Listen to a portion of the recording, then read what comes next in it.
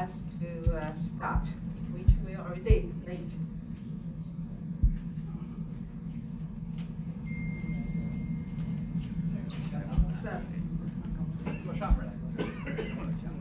So anyway, there are, I just have some miscellaneous, we have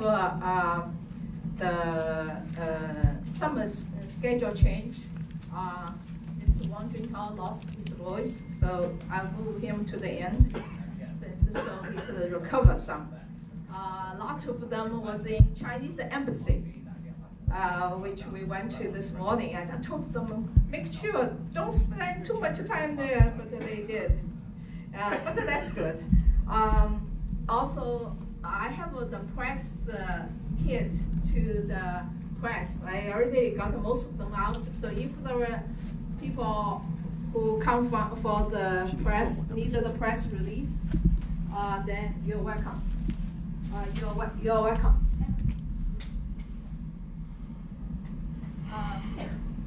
然后再拿一个 Peter 再拿一张椅子过来。拿张椅子，谢谢那个，再放到前面挤一下Peter. So anyway, so there was those little schedule change, and overall, it's very important. We are very grateful to Representative McGovern, who is the chairman for the CECC, and also Peter, who represents Senator Rubio, who has a very important, excellent statement to give out for this occasion. And we also have other people's statement and speech. But right now, I want to officially open this seminar or this ceremony in a way as in memorial of the past 70 years Chinese people who are suppressed and murdered by the Chinese Communist regime. So for this occasion, I want to speak a few Chinese words to welcome most of the Chinese here. Some of them come from very far away, Los Angeles and San Francisco and New York, and I know Seattle, and the others, you know, from Washington D.C. And those people are all very cared about Chinese human rights and democracy movement. Again, I should introduce myself. My name is Siping Huang. I'm the executive director of the Wei Jinsen Foundation. We are the one, along with other organizations who sponsor this event today. 总而言之，谢谢大家到这里来。那么我们这里有一个中英文的这个program 和简短的魏京生先生的开场白。如果你们还没有拿到需要的话，你们可以尽快拿到。除了个别的细节的变化，那么我们大概就是这样一个讲话的程序。每个人呢，每个讲话人呢是基本上是5分钟，不超过5分钟。然后呢，也欢迎其他的这个朋友，总之就是说的参与。我们现在正式开始。So anyway, now we officially started the program. We should pay the moment of silence to the 80 million of Chinese who died during the past 70 years of the communist regime.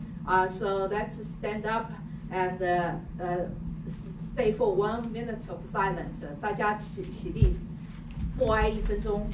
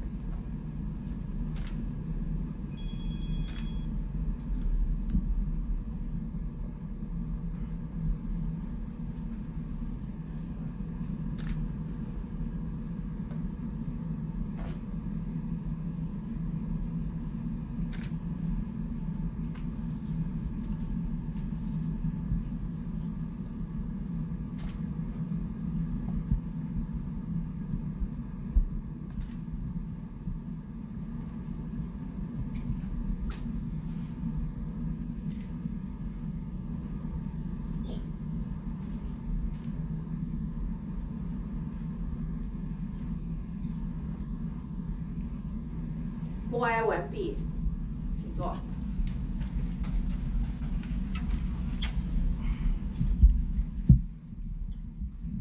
下面这个今天的这个研讨会叫做中共70年罪恶的这个研讨会呢，我们先由魏京生先生致开幕词。This 70 years of criminal communist rule in China seminar should have an opening remark by Mr. 魏京生。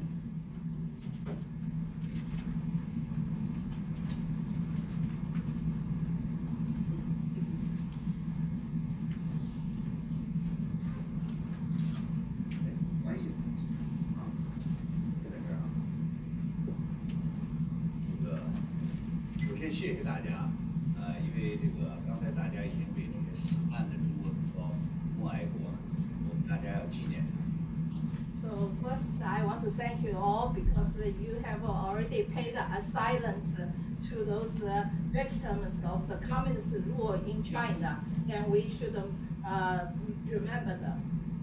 中共的罪恶行径不仅仅是70年，也不仅仅是饿死几千万人。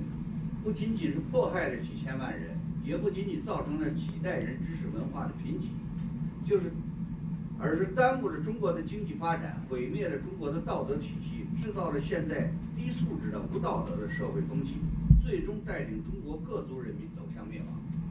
The criminal acts of the Chinese communist regime are not only for 70 years, but they also included the starvation of tens of millions of Chinese people. These acts are not only prosecution of the tens of millions of people, but also the suppression of knowledge and culture of the Chinese. And now, for several generations, they have delayed the economic development for China and destroyed the moral system in China and created the current low quality and unethical social atmosphere. Eventually, it will lead to the people of all ethnic groups in China to perish. 第一宗大罪就是欺骗，很多人不满现在弥漫在中国社会上的欺骗风气，说是10亿人民9亿骗，还有1亿在训练。这种恶劣的风气就是中共带动起来的，正所谓上行下效。The first major crime of the communist regime is deception. And many people are dissatisfied with the deception that has spread all over China. Saying that out of 1 billion Chinese, there are 900 million people are cheating on the others, when the other 100 millions are still in training. The bad atmosphere is driven by the communist regime as a way for the others to follow its way of conduct. 中共执政前，把他们的专制独裁的基本原则隐藏起来。打着民主、自由、人权的旗号，骗取了大批热血青年加入他们的队伍，帮助他们欺骗老百姓，最终夺取了政权。Before the Communist Party took over power in China, it concealed its basic principle of autocratic dictatorship. Instead, it holds up the banner of democracy, freedom, and human rights to defraud a large number of enthusiastic young people to join its ranks. Then those people helped the Communist Party to deceive the Chinese people and finally seize the political power. 当初他们答应贫苦农民的土地呢，收归国有了；当初他们答应的民族工商业呢，收归国有了；当初他们答应的民主、人权和自由呢，也收归党国所有了。他们当初答应的人民共和国呢，也收归党国所有了。所有的东西都变成了一党独裁所拥有，人民成了党国的奴隶。So where are the lands of the Communist Party promised the poor peasant at the beginning? They were taken back to the state-owned. What kind of the private-owned industry and trade did the Communist Party promise? Those industries were also taken back to be state-owned. What about the democracy, human rights, and the freedom that it promised? It was also returned into the hands of the communist regime. What about the People's Republic that they promised? That was also returned into the hands of the Communist Party. Everything is owned by this one-party dictatorship. The people become slaves to this state owned by the Communist Party. 第二宗大罪就是掠夺。中共在政权稳定之后的50年代，他们就掠夺了全国人民的财产，用来试验他们虚妄的所谓社会主义，因此而饿死了几千万人民。The second major crime of the communist regime was looting. In the 1950s, after the regime was stabilized, the Communist Party plunged the people's property and used it for its vein of so-called socialism, thus starved tens of millions of Chinese to death. 仍然不回头，无所谓人民的死活，又用挑动人民、斗人民的阶级斗争手段，继续他们罪恶的试验，规模远远超过纳粹的罪恶试验，陷人民于水深火热之中而无所谓。Even with such an outcome, the communist regime still would not turn. I'm sorry. The communist regime still would not turn around insensitive to the life and death of the communist people. It continued its trial of sins by using the means of class struggle to incite some people to fighting against the others. The scale far exceeds the criminal extent of the Nazis and trapped the Chinese people in suffering, while the communist regime did not care. 在人民的反抗之下，不得不承认失败，但却把责任推卸给死人和自己的政敌，并且开始了新的试验，把一党专制和资本主义结合起来，开创了所谓的中国模式，给各国资本家创造了最廉价的劳动力，组成了全世界资产阶级的大联盟，很有效地镇压了中国的民主化浪潮，并且蚕食着自由民主的世界潮流。Under the resistance of the people, the communist regime had to admit its defeat. Yet it shirked the responsibility to the dead and its political opponents. Further, it has begun a new experiment, combined its one-party dictatorship with the capitalists to create the so-called communist model.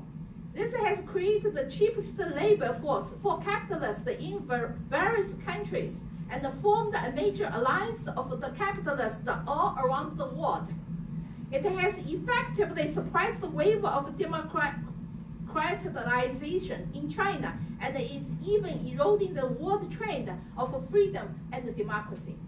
中共的罪恶罄竹难书，给世界带来的危险越来越明显。从政治、经济、军事和文化方面开全人类的历史倒车，世界开始有一点清醒了，但还睡眼朦胧。我们的责任不仅仅是为了中国人民的前途而奋斗，这个奋斗已经关系到人类民主自由的前途。The sins of Chinese communist regime are hard to be completely listed. The danger of the regime poses to the world is becoming more and more obvious. From the political, economic, military, and cultural aspect, it is reversing the history of all mankind. Now the world is a bit awake, but still sleepy. Our responsibility is not only to fight for the future of the Chinese people. This struggle is integrally related to the future of democracy and freedom for mankind. 同志们，继续努力吧！让我们把这个罪恶的政权扔进历史的垃圾堆。Dear comrades, let us continue to work hard. Let us throw this sinful regime into the garbage of the history.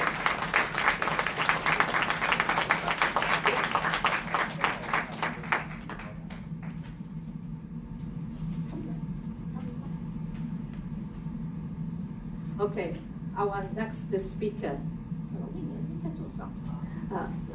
Our next, this is a very important. So anyway, I'm sorry. Some news media just come in, and you do have a press kit here. Senator Marco Rubio, who's the co-chair of the CECC, have prepared a very important statement. And Peter Mattis, who's the deputy director of the CECC, and he representing Senator Rubio is giving out this statement. Thank you.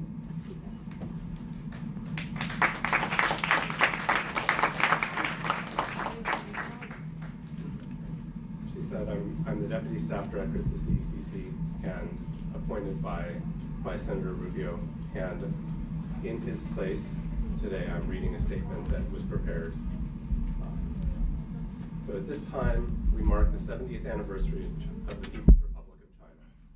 I say mark because this cannot be a celebration. In 2013, General Secretary of the Communist Party of China, Xi Jinping, declared that one cannot use the Reform and Opening era to refute the preceding era, nor can one use the era that preceded Reform and Opening to refute Reform and Opening. Xi intended to ground his leadership and that of the party in a continuous and unbroken history. More than anything, however, Xi exposed the truth that we all know about today's Communist Party. Historical continuity means perpetuating the devastating abuses of human rights that characterized the regime in Beijing over the last 70 years. It means more indefinite detentions for dissidents, more forced labor camps for religious minorities, more churches destroyed, more Tangshan and Wenchuan cover-ups, more Tiananmen squares. Today is not a celebration of 70 years of the People's Republic, but rather a memorial to its millions of victims since 1949. This is the legacy of terror and tyranny that Xi and his peers continue to embrace. It's also the legacy that Beijing's leaders today seek to spread worldwide. No longer can Americans look at the tyranny that Xi inflicts on mainland China and feel some small relief that at least would not be coming for us. No longer can we operate under the delusion that inviting the Communist Party into our liberal international order would, over time, moderate the party's behavior or encourage a transition into Chinese democracy.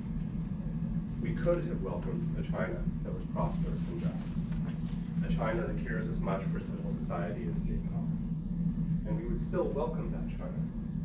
The Chinese Communist Party and its People's Republic, however, have held fast to a different idea and a different future. As we are woken up, we know that the Communist Party of China sees a long-term struggle between their system and ours, as inevitable. So just to take an example, in a recent address, Wang Qifan, a former Central Committee member and the recently retired Vice Chair of the National People's Congress Financial and Economic Affairs Committee, invoked Mao and urged Chinese business people to shed their illusions and prepare for struggle. China is the rising power, Huang insisted, while the United States is the aging hegemon. Quote, at this time, the socialist road with Chinese characteristics is obviously more competitive than the US economic system, he declared. The long-term struggle is here, they argued, and the rest of the world is the stage. We're already seeing what the communist legacy of terror looks like when converted into Xi's China solution and packaged for export worldwide. China's corruption reinforces corruption abroad. Mass surveillance gives unstable authoritarians new tools to suppress dissent and free speech. China's tech companies reshape data flows and discourse within the party's self-centered interests and power. The party's racial policies, embedded in the idea of the great rejuvenation of the Chinese nation, call upon Chinese people, regardless of citizenship, to serve the party's China, dismissing civic identity in favor of race. The situation is urgent. Too many countries swallow the poison pill of ever-deepening economic and technological entanglement with China because of a sense of inevitability. Only later do they fully realize the true cost of their long-term economic vitality, values, and security. But today's is the same People's Republic that killed tens of millions of people in the Great Leap Forward. The same one that calls for ideas, but imprisons those who speak out, whether in the 100 Flowers movement of yesteryear, or the negligent spread of AIDS, food safety, and legal defense today. There is no excuse for having illusions about that. We have 70 years of grim testimony. Thank you all. Thank you for all you do to spread this awareness and fight against this evil. Thank you, teacher. This is a very, very important message. So forgive me, I do want to read the Chinese version of the statement because it's so important. I know someone even doing live broadcast to China. Early this morning, someone was telling me, say, inside China, in northeast of China, he said, look, please do it. I'm so glad that I have been gone through all the trouble, try to know what you are doing. I'm so happy of what you're doing and so happy to for you to tell me what the Americans stand and the viewpoint of the American politician like Senator Rubio. And I just want to make a quick reference, such as just 1 week ago, exactly 1 week ago, 7 days ago, and Senator Rubio had a very important speech on the Senate floor, 18 minutes, about the international relationship, especially between United States and China. And at the end, he quoted Mr. Wei Jingshen's words 19 years ago. It was a warning to United States. And so I just sent the tweet to the Chinese circle.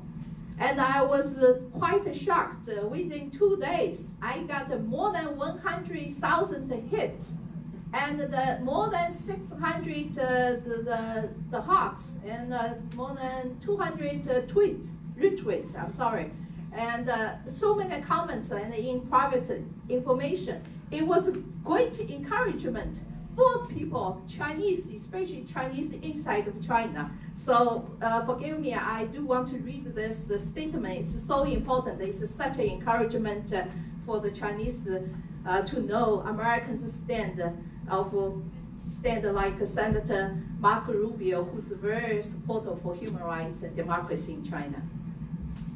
美国参议员 Marco Rubio 在中共罪恶统治70年研讨会上的声明，2019年9月30日，此时标志着中华人民共和国成立70周年。我之所以用标记一词，是因为这是无法加以庆祝的日子。中国共产党总书记习近平曾于2013年宣称，不能用改革开放后的历史时期否定改革开放前的历史时期，也不能用改革开放前的历史时期否定改革开放后的历史时期。他想要用连续不断的历史来奠定其本人及中共的领导地位。然而，习近平的如意算盘恰好揭露了当今关于中共众所周知的真相。历史的连续性意味着70年来中共政权的特点就在于不断的肆无忌惮的践踏人权，这意味着对异议人士的更多无限期拘留，对信教的少数民族更多的强迫劳改营，摧毁更多的教堂，更多类似于唐山和汶川的事实掩盖，更多的天安门广场的屠杀。今天不是要庆祝中华人民共和国成立70周年，而是要纪念1949年以来以数千万计的受害者。这就是习近平及其同僚继续抱持的恐怖与暴政遗产，这也是当今中国共产党领导人企图向全世界散布的遗产。美国人民不能在目睹习当局在中国大陆施行的暴政而心存侥幸，以为这毕竟不会发生在自己身上。我们不能再继续幻想，以为通过邀请中共加入我们的自由国际大家庭，假以时日，就会使该党的行为变得温和，或鼓励其向中国民主制度过渡。我们本可以迎来一个繁荣而公正的中国，一个在注重国家权力的同时且关爱公民社会的中国。我们依然欢迎这样的中国。然而，中国共产党及其人民共和国顽强却坚持了不同的理念和未来。在觉醒后，我们了解到中国共产党认为其体制与我们的制度必将有长期的斗争。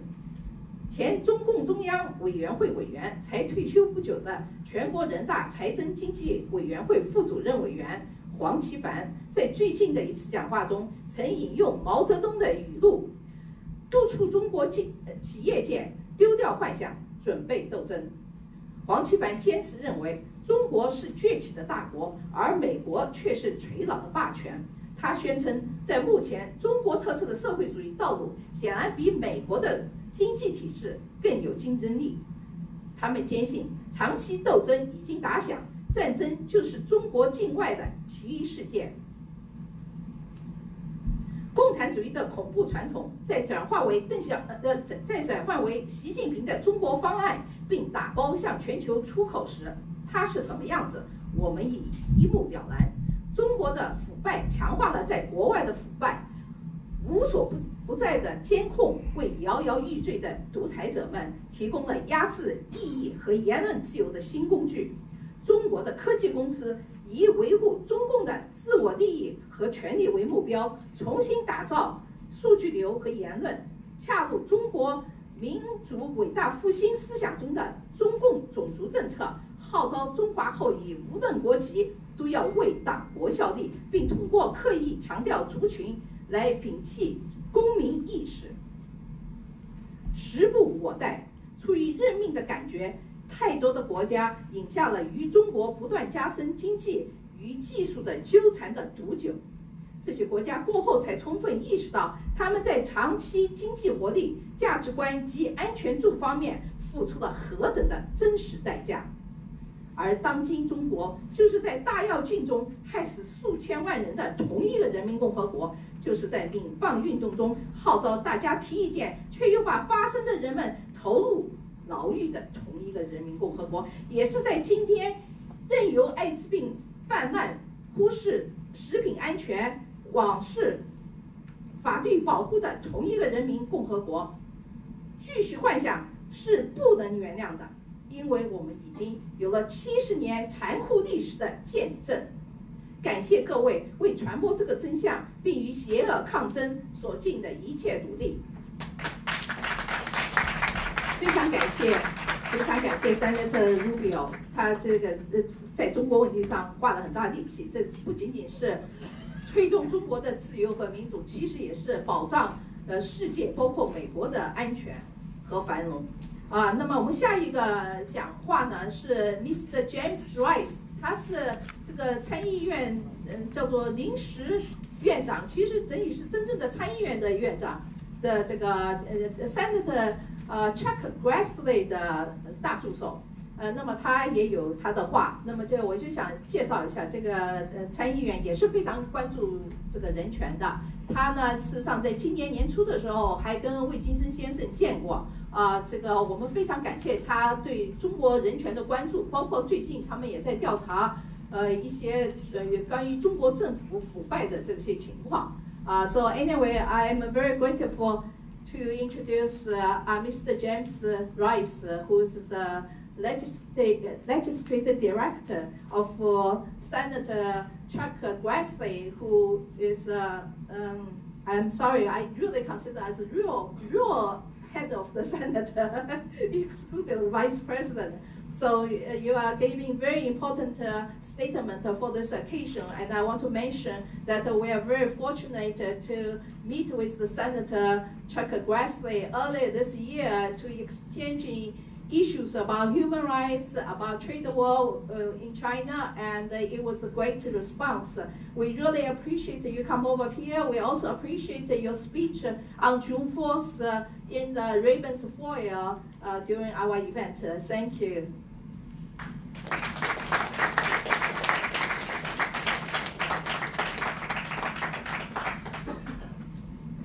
Thank you very much. So what I'm going to say is I've already been addressed to a certain extent. I'm sure we'll hear more, but in short, for a long time, the conventional wisdom has been that as China develops economically, capitalism will grow, and that will lead to democracy. In other words, we thought that China would catch up to Hong Kong. Now the realization is setting in that China is not becoming freer, either economically or politically. Rather, it is trying to exert its malign influence on Hong Kong and throughout the globe. The Chinese Communist Party prefers to do so under the radar, and as Mr. Wei Jinsheng said, they use deception. So events like the one today play an important role in bringing the true nature of the Chinese Communist regime out into the light. Thank you. 给一个很快的翻译，因为个别朋友的英文可能不够好，但是呢，我还是翻译一下，而且也是因为有些朋友在这个 live stream to the internet, so I just give a quick Chinese translation, but the English version is official. If it's great, then that's the speaker's credit, but if it's error or not so great, it's my translation fault. Basically, he's talking about for a long time, they hope the China become a democratic.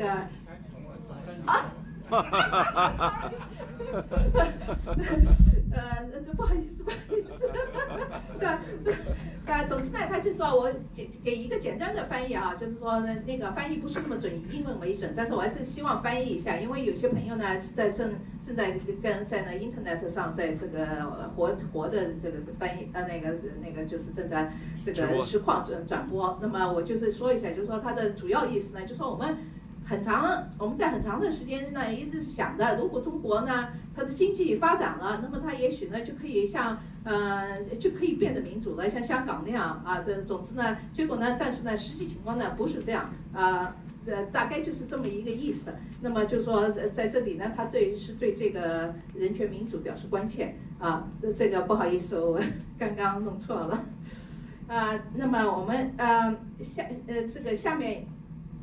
下面呢有那个王军涛大概是来了，但是对放最后那个我打算放最后。据说你们喊口号嗓子全卡喊哑了，我是知道你们喊成什么样子的。总之非常谢谢，不容易。那么I'm sorry, I'm going to put the Dr. Wang Juntao at the end because he lost his voice for chanting so much in front of the Chinese embassy this morning, which I know it was incredible. To the degree that I always thought the Tibetans had such a great voice. And I finally found some Chinese who could chanting loud to almost catch you. So thank you, because I'm talking to our Tibetan friends here. We appreciate you come over here. Our next speaker will be Maria Smith, who's the executive director for the Victims of Communist Memorial Foundation. And the most important part is the cared about victim of communists. Thank you. Well, thank you, Tsukini, and thank you, Wei. It's a privilege to share the podium with you today, and with my good friends, Peter and James and Diamond and Bob, and to be here with all of you. On behalf of the Victims of Communism Memorial Foundation, I let you know that we mark this anniversary with sadness and with some alarm. It is true that as of tomorrow, the People's Republic of China will have outlived the Union of Soviet Socialist Republics, because the USSR collapsed in its 69th year. And so the PRC has lived on, and by many metrics, it seems that the PRC may be a lot more powerful and have a lot more economic power than the Soviet Union did even in the 70s and the 80s. And certainly it seems that Xi Jinping and the party has a much greater degree of confidence in the sustainability of their model of communist totalitarianism.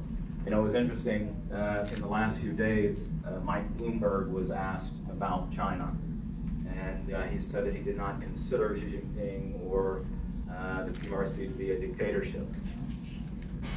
And a week or two ago, Neil Bush was giving a talk at an economic forum, and he said that he would caution his American friends not to meddle too much in the internal affairs of China, referencing in particular the current events in Hong Kong, which of course are not purely internal matter at all. They're governed by a treaty. So there's a lot of misinformation, a lot of propaganda, a lot of interests that don't seem to be particularly honest, and that's why forums like this are all the more important. I've been inspired by former American leaders during the Cold War who confronted the Soviet Union, stood for the captive nations in Central and Eastern Europe. Bipartisan. You had President JFK, Harry Truman, Ronald Reagan, all of a singular voice in their moral opposition to communist rule as the basis of government. And dissidents like Wei, who articulated a brighter path, a vision for the Chinese people 30 years ago, stood against the party, inspired by him. But I've got to tell you, I am inspired today by the young people of Hong Kong. I had the privilege in 2014 in October of being there for several days and talking with them, seeing their commitment. And it's remarkable that in the 21st century, they are having to defend their free city against an encroaching, expansionist, single-party communist dictatorship, while many in the West are seemingly blind to the ambitions of the party and certainly not honest about the fact that we can't have, ultimately, democracy and communist tyranny within the same system.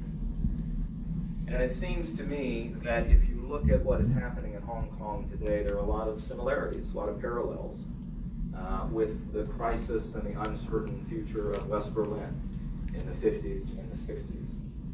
West Berlin became a focal point, a front line in a civilizational conflict between the United States and the Soviet Union, and we strengthened our moral resolve and recognized that the Soviet Union had been lying since Yalta. We're not going to respect the promised elections that they were supposed to give the peoples of Central and Eastern Europe after World War II. And finally, we said West Berlin is one of those places we'll make a stand, and they can't have West Berlin. It was understood that West Berlin represented more than just the population of that city. And you had, a few years later, JFK, a sitting U.S. president, go to that spot and declare himself to have been a Berliner. I'm a Berliner.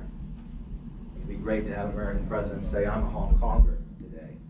Because there's a lot to learn, I think, from the Cold War in our ensuing long-term strategic competition with China. And certainly if the free city of Hong Kong, which has never been ruled by the Communist Party, falls and is absorbed into the PRC, that doesn't bode well for this ongoing confrontation. The Communist Party has no right to rule the people of Hong Kong against their will. They have no right to rule the Uyghurs in Xinjiang. They have no right to rule the Tibetans. And all of that is codified in US law in the Captive Nations Week Act, which does name Tibet and East Turkestan and Inner Mongolia and mainland China as captive nations held captive by the Chinese Communist Party. So I'll spend most of my life in this century. I'm a millennial, and I'd like the Chinese Communist Party not to be a part of our future. And that's going to only be possible if we, in the free world who have the ability to speak, can make China know that there would be tremendous repercussions if they were to brutally crack down on the protesters in Hong Kong. On Thursday of this past week, we held a forum in Congress, and we had one panel with financiers, Kyle Bass and Bill Browder, talking about some of the ways that the Global Magnitsky Act could be used to sanction, target individuals who are responsible for the human rights abuses in China. And Hong Kong certainly is an international global center, trading center, financial center, is valuable to the PRC. And the Hong Kong Human Rights and Democracy Act and other initiatives are a way to have a more honest conversation about Hong Kong and the PRC and punishing the PRC for their gross neglect of human rights and their increasing threats against the United States of America and the free world. So we stand with you, and we represent, among other things, a younger generation of Americans who are going to learn the lessons of the Cold War, confront the lies of even some of our own countrymen who parrot Beijing propaganda. And we're going to have a better, brighter future for us and for the Chinese people. Thank you. Thank you, Mr. Smith. 我就稍微简单的介绍一下他刚讲的内容，就是说，他就说这个今年呢是这个中国共产党这个夺取政权70周年，这个呢相比较呢比当年苏联垮台的苏联只存活了69年，而这个已经70周年，那么这意味着什么？那么其中呢，他就谈到这个共产主义政权，就是包括就是说不久前他们在采访这个纽约著名的市长Bloomberg 的时候，问他，他竟然说我不认为这中国是一个独裁政权，然后又跑去问共和党的这个Neil Bush 应该。他说的他也不这么认为，所以他就觉得这个认知上这个问题是非常大的那么他就在谈到就是说这一些的这一系列问题，他就谈到他自己，他说我为什么我在做这些事情？他说当年冷战的时候呢，我们呢这个我们相信冷战的时候我们相信这个就是说我们有总统，包括 Kennedy 会跑到柏林去来说我是柏林人。他说我希望今天的美国总统也会说我是一个香港人，因为他讲了很多时间在讲香港。香港作为一个重要的贸易和金融中心，那么对中国是非常重要的。香港又是自由的，那么他谈到是现在在美国国会正在推行一个很重要的，你们大概也读到的，就是有关这个香港这个香港法案那么他就对这次表示关心。他说当我为什么做这些事情？因为我年轻的时候我非常受到里根就说推倒这个柏林墙这样的呼吁。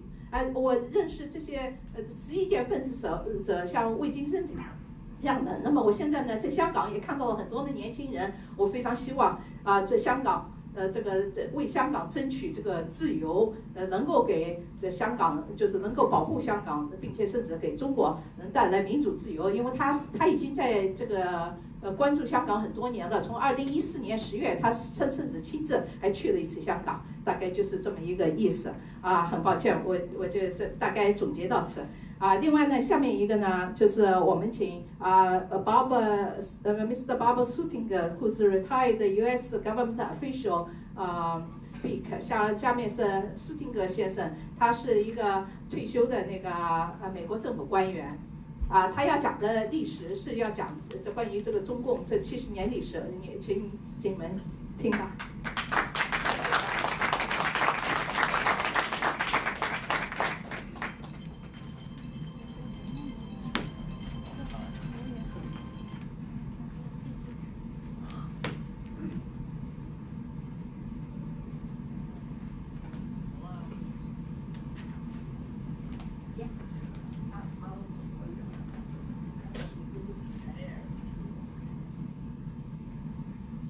Good afternoon. I'd like to thank魏京生for inviting me to speak here today. I am a former U.S. government official, long retired, and now I find myself just a historian. So you should take what I say as the words of a historian, not a government official.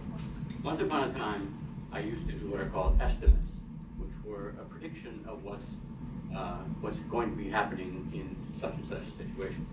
Now I find myself looking at history and finding it much more difficult to predict what history is going to be. But I'm going to take a little bit of a try at both today, so please bear with me. Later on today, in a few hours, Mr. Xi Jinping, President Xi Jinping, will lead a celebration of the 70th anniversary of the founding of the People's Republic of China. There will be a grand military parade. 70,000 doves will be released into the air. That'll be a mess. There will be a TV gala, and with lots of people being paid to look like they're happy. There will be a focus on the rejuvenation of the Chinese nation. We will see the powerful army and the great wealth that has been accumulated by the Communist Party of China, all the symbols of great power. Now, I have seen the news that Mr. Xi Jinping has already visited the Chairman Mao's memorial in Tiananmen Square, and I'm sure we will hear about how without Mao there would be no new China. He has reversed 150 years of disrespect and degradation, and the CCP, the Chinese Communist Party, has been the great leader of Chinese restoration to global influence and power. So, with that as a 70-year introduction, you would think that the party would welcome a historical examination of that entire story, all 70 years. Well, no, they don't. Xi Jinping, of course, will focus on the period when he's been in charge, which has been about the last, not quite 10 years. But there probably won't be much attention paid to the role and the history of Hu Jintao, of Jiang Zemin. Certainly nothing will be said about Zhao Ziyang. There probably won't be much about Hu Yaobang or Hua Guofeng. Maybe there will be a little bit more about Deng Xiaoping, and maybe a little bit more about Mao Zedong, but even there it will be limited. Why? Because the Chinese Communist Party believes in selective history. So let's look back at some of the selections of Chinese history. Let's go back to the 10th anniversary, 1959. It was presided over by Mao Zedong just after the purge of the Chinese Minister of Defense, Deng Xiaoping, who had the effrontery to criticize Mao's agricultural policy, which was proved right in the following 3 years when millions and millions of Chinese farmers, peasants mostly, died of starvation, which were called at that time natural disasters. They were actually man-made disasters because of the Chinese Communist Party's policies. There has been no real accounting of that period. In other words, there are estimates that as many as 36 million people died. The Chinese Communist Party doesn't really recognize, they know the number, but they won't recognize it. 20th anniversary, 1969. Mao was still in charge. It was the 3rd year of the Cultural Revolution, celebrating the purge of Mao's chosen successor, Liu Shaoqi, and many of his colleagues, including Deng Xiaoping. They had just held the 9th Congress of the Chinese Communist Party, at which they recognized Lin Biao as Mao's chosen successor, the great, the number 2 to the great leader.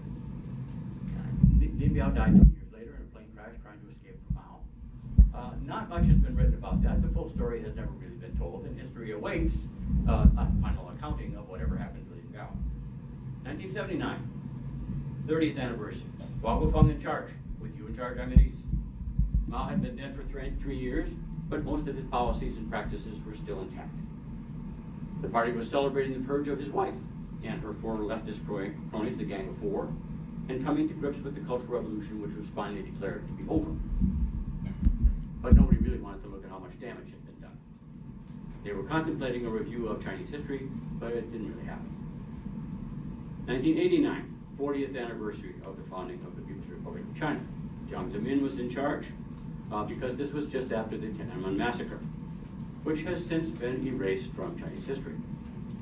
Zhao Ziyang, who should have been in charge of that ceremony, was also erased from Chinese history, along with a number of other people. 50th anniversary, 1999. Jiang Zemin still in charge.